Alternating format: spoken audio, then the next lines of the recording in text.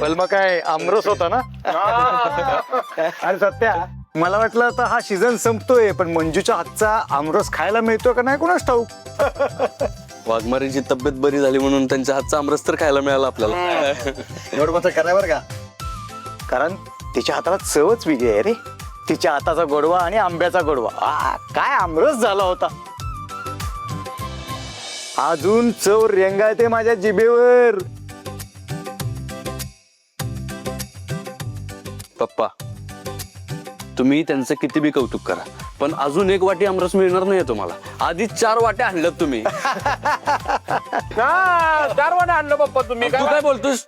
अरे तू तर 8 वाट्या आणल्यास. दाजी काय दाजी, दाजी यानं 9 वाटा खाल्लं ते दिसलं नाही. काय चालत तेवढं आमरसच भारी झालं तेवढा तर.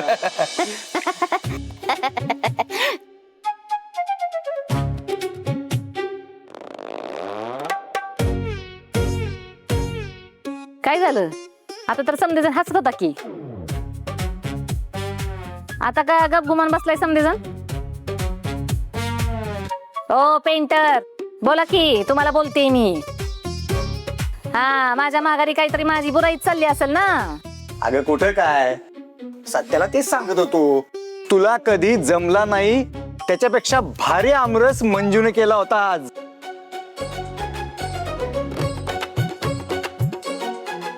हा, खरे खरे बाप्पा. आलं का नाकाला शेंगा? ओ पेंटर, चांगलीच ओळखते मी तुम्हाला. काय नका सांगू ग मला. बाप लेक तुम्ही समजे सारख्याला वारकेस आहेत बघा. माझ्या माघारी समजा का नाही माझ्याच काहीतरी गप्पा मारत असणार तुम्ही. ह्या पेंटर तर कधी माझं कौतिकच नाही बायको म्हणून काहीच.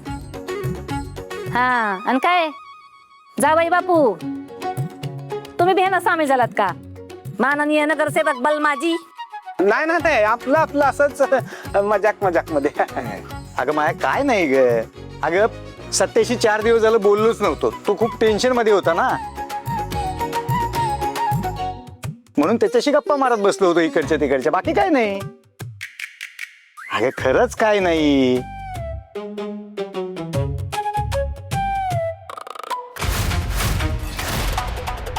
येऊ का?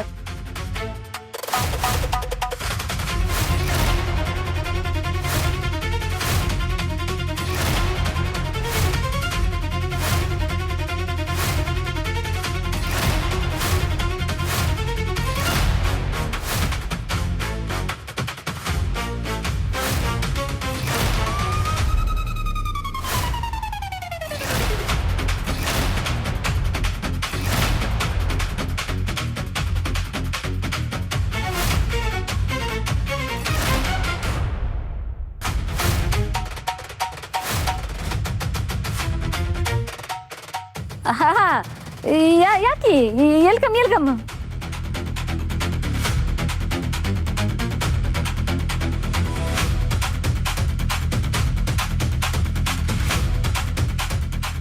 मॅडम तुम्ही ते बी या वेळेला? आमच्या कामांना वेळा नसतात. मग या वेळेला काय काम काढलंय आमच्याकडे?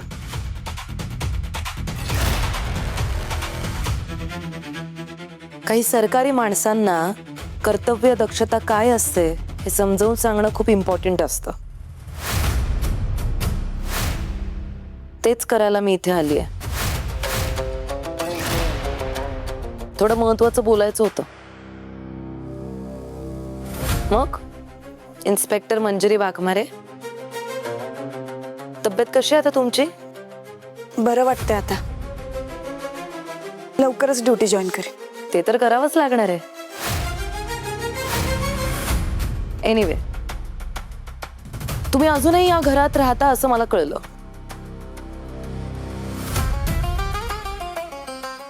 त्याबद्दलचे माझे काही प्रश्न होते, त्यासाठी मी इतक्या रात्री इथे आली आहे.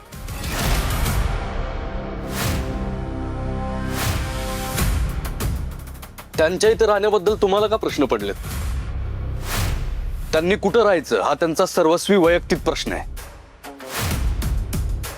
एकदम करेक्ट.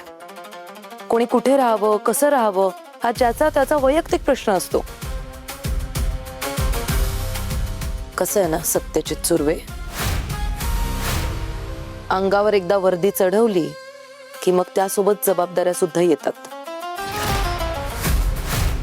आणि मग त्याच जबाबदाऱ्यांसाठी वैयक्तिक आयुष्याला बाजूला ठेवावं लागतं.